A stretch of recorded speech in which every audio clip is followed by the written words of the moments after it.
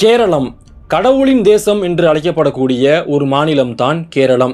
கேரளம் என்றதும் நமக்கு ஞாபகம் வருவது அங்கு இருக்கக்கூடிய இயற்கை எழில் கொஞ்சம் இடங்களும் மிக பெரும் சுற்றுலா தலங்களும் ஞாபகம் வரும். இதையும் தாண்டி கேரளத்து பெண்கள் என்பதும் பல பேருக்கு ஞாபகம் வரும். இந்த கேரளா பெண்கள் என்று சொல்லும் பொழுது அவங்க பார்ப்பதற்கே அழகாக இருப்பாங்க அப்படின்னுட்டு அவங்களுடைய அழகை பத்தி சொல்லுவாங்க. ஆனால் அந்த பெண்களின் அழகிற்கு பின்னால் இருக்கக்கூடிய ஒரு கொடுமையான வரலாறை பற்றி தான் இந்த பதிவில் நம்ம பார்க்க போறோம். ஒருவனுக்கு ஒருத்தி என்று வாழ்வதுதான் நம்முடைய இந்திய கலாச்சாரம். இந்த ஒரு கலாச்சாரத்தில் ஒரு பெண்ணுக்கு 10 கணவன்மார்கள் இருந்த ஒரு கொடுமையும் கேரளாவில் இருந்திருக்கின்றது. இது அனைத்தையுமே பற்றி இந்த பதிவில் நம்ம விரிவாக பார்க்கலாம். வீடியோக்குள்ள போறதுக்கு முன்னாடி நீங்க நம்ம சேனலை சப்ஸ்கிரைப் பண்ணலனா சப்ஸ்கிரைப் பண்ணிடுங்க.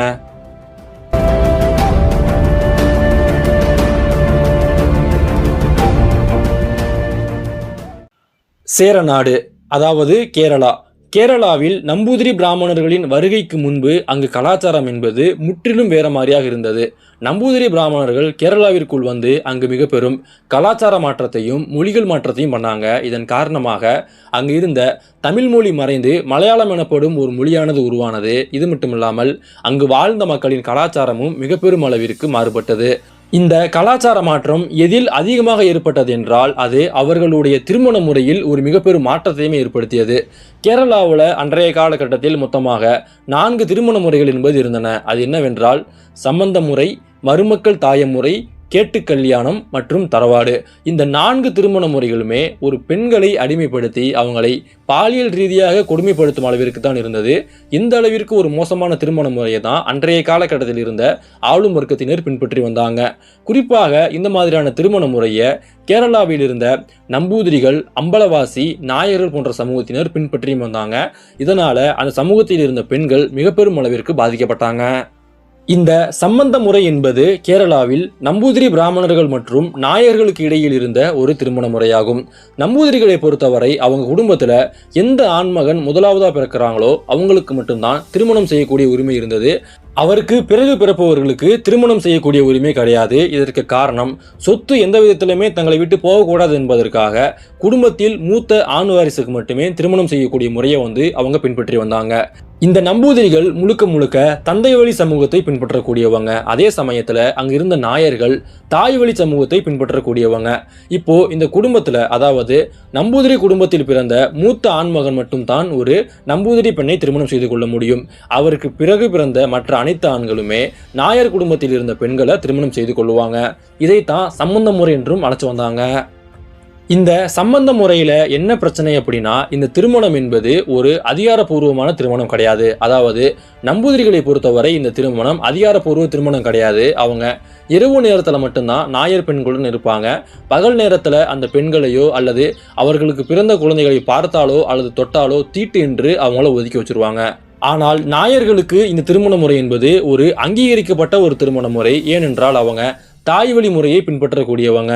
இந்த முறையில் இருந்த ஒரு மிக பெரும் பிரச்சனை என்ன அப்படின்னா நம்பூதிரி ஆண்கள் நாயர் பெண்களை இரவு நேரத்தில் மட்டும் அவர்களுடைய தேவைக்காக பயன்படுத்திவிட்டு பகல் நேரத்தில் விட்டுட்டு போயிடுவாங்க. அதே சமயத்துல நம்பூதிரி குடும்பத்தில் உள்ள மூத்த ஆண்மகனும் தன் மனைவியை தவிர இந்த நாயர் குலத்திலுமே சில பெண்களுடன் தொடர்புல இருப்பாங்க. அதையும் யாரும் கண்டுக்க மாட்டாங்க. இந்த மாதிரியான ஒரு மோசமான ஒரு திருமண முறை தான் இந்த சம்பந்த முறை. இதை நம்பூதிரிகள் மற்றும் நாயர்கள் அன்றைய காலகட்டத்தில் பின்பற்றி வந்தாங்க. மருமக்கள் தாயமுறை. இந்த மருமக்கள் தாயமுறை என்பது கேரளாவில் இருந்த நாயர் மற்றும் அம்பலவாசி போன்ற சமூகங்கள் பின்பற்றி வந்தாங்க. இந்த ஒரு முறையும் ஒரு கொடுமையான ஒரு வினோதமான முறை தான். இந்த முறையில தரவாடு எனப்படும் ஒரு வீடு இருக்கும். அந்த வீட்டினுடைய தலைவராக அந்த குடும்பத்தின் மூத்த ஆண்மகன் இருப்பாரு. இவருக்கு காரணவார் எனப்படும் ஒரு பெயருமே இருக்கும். இவருக்கு பிறகு அவருடைய சொத்துக்கள் யாருக்கு போகும் அப்படின்னா அவருடைய பையனுக்கு போவாது.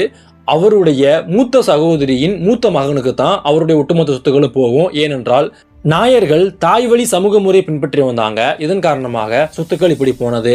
இந்த சொத்துக்கள் அவங்களுடைய அந்த தரவாடு வீட்டை விட்டு வெளியே போகக்கூடாது என்பதற்காக நாயர் குலத்தில் இருந்த பெண்கள் 10க்கும் மேற்பட்ட கணவர்களை அன்றைய காலகட்டத்தில் வச்சு கொண்டுவாங்க. இந்த 10 கணவர்கள்ல 3 to 4 கணவர்கள் அந்த பெண்ணுடன் மிகவும் நெருங்கிய தொடர்புல இருப்பாங்க. ஏற்கனவே இந்த பெண்கள் இரவு நேரத்துல நம்பூதிரி ஆண்களுடன் சம்பந்தம் எனப்படும் ஒரு முறையில இருப்பாங்க. அதே சமயத்துல மற்ற நாயர் ஆண்களுடனும் இதே மாதிரியான ஒரு முறையில இருப்பாங்க. இதுல கொடுமை என்ன அப்படின்னா அந்த பெண்ணிற்கு ஒரு குழந்தை பிறக்கும் பொழுது அந்த 10 கணவர்கள்ல யாராவது ஒருத்தர் தானாக முன் வந்து அதை பொறுப்பேற்றுக் கொள்ள வேண்டும். அப்படி யாருமே பொறுப்பேற்றுக் கொள்ள அப்படின்னா அந்த பெண் ஒரு தாழ்ந்த சாதிக்காரனுடன் தொடர்பில் இருந்தான் என கூறி அந்த பொண்ணை ஊரை விட்டு ஒதுக்கி வச்சிருவாங்க.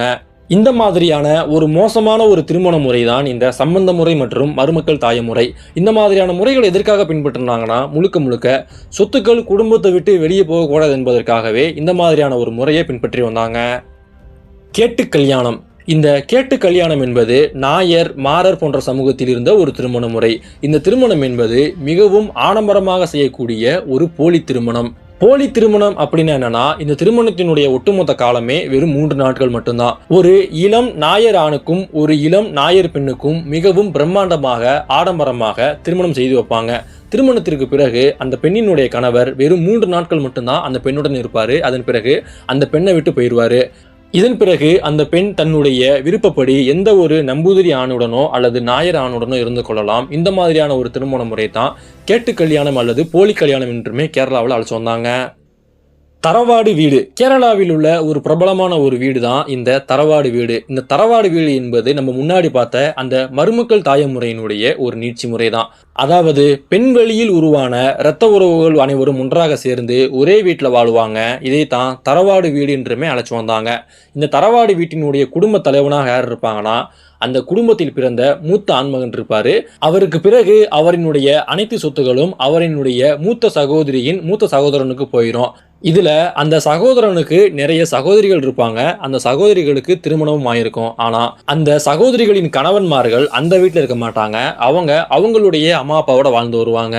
இந்த பெண்கள் அவங்களுடைய சகோதரன் மற்றும் குழந்தைகளுடன் அந்த ஒரு தரவாடு வீடு எனப்படும் ஒரு வீட்டில் வாழ்ந்து வருவாங்க. அதாவது பெண் வெளியில் பிறந்த அனைத்து இரத்த உறவுகளுமே ஒரே வீட்டில் வாழுவாங்க. இதை தான் தரவாடு வீடு என்றுமே அழைச்சு வந்தாங்க. இதனுடைய மிக முக்கியமான நோக்கமும் சொத்து தான். சொத்து தங்கள் குடும்பத்தை விட்டு வெளியே போகக்கூடாது என்பதற்காக இந்த மாதிரியான ஒரு முறையை இவங்க பின்பற்றி வந்தாங்க. இந்த திருமண முறைகள் அனைத்தும் கிபி 20ஆம் நூற்றாண்டுக்கு முன்பு வரைக்குமே கேரளாவில் இருந்த ஒரு திருமண முறை. கிபி 19ஆம் நூற்றாண்டிலேயே கேரளாவில் பெண்களுக்கு எந்த அளவிற்கு பல கொடுமைகள் நடந்தது என்பதை பற்றி நம்ம படிச்சிருப்போம். மிக கொடுமையான சட்டத்திட்டங்களுமே கேரளாவில் இருந்தது. அதே மாதிரி தான் இந்த மாதிரியான திருமண முறைகளையுமே அவங்க பின்பற்றி வந்தாங்க. இந்த மாதிரியான முறைகளில் அங்கே இருக்கக்கூடிய நம்பூதிரிகள், அதாவது நம்பூதிரி ஆண்கள் அவங்களுடைய கீழ் சாதிகள் என்று சொல்லக்கூடிய நாயர் அம்பலவாசி போன்ற பெண்களுடன் தொடர்பில் இருப்பாங்க. அவங்களுக்கு எந்த ஒரு தூய்மைவாதமும் அந்த பெண்களுக்கு எந்த ஒரு கற்பும் கிடையாது. ஆனால் அதே சமயத்தில் நம்பூதிரி குலத்தில் பிறந்த ஒரு பெண்மணிக்கு அனைத்துமே உள்ளது. அந்த பெண்மணி அவளுடன் கணவனுடன் மட்டுமே தான் இருக்க வேண்டும். அதாவது கற்பு என்பது அன்றைய காலகட்டத்தில் நம்பூதிரி குலத்தில் பிறந்த பெண்களுக்கு மட்டுமே இருந்தது. மற்ற சமூகத்தில் இருந்த பெண்களை அவங்களுடைய தேவைகளுக்காக பயன்படுத்தி கொண்டாங்க. இதனால் அந்த பெண்களும் மிக பெரும் அளவிற்கு பாதிக்கப்பட்டு வந்தாங்க. கேரளாவில் எதனால் இந்த ஒரு மிகப்பெரும் மாற்றம் ஏற்பட்டது, அங்கு இருந்த நம்முடைய தமிழர்கள் எப்படி வீழ்ச்சி அடைந்தார்கள், இவர்கள் மத்தியில் எப்படி இந்த அதிகாரம் போனது என்பதெல்லாம் பற்றி நம்ம மற்றும் ஒரு தனி வீடியோவில் பார்க்கலாம். அந்த வீடியோ உங்களுக்கு வேணும் அப்படின்னா மறக்காம கமெண்ட் பண்ணுங்க. உங்களுக்கு அடுத்து எந்த மாதிரி வீடியோ வேணுங்கிறதையும் மறக்காம கமெண்ட் பண்ணுங்க. நன்றி.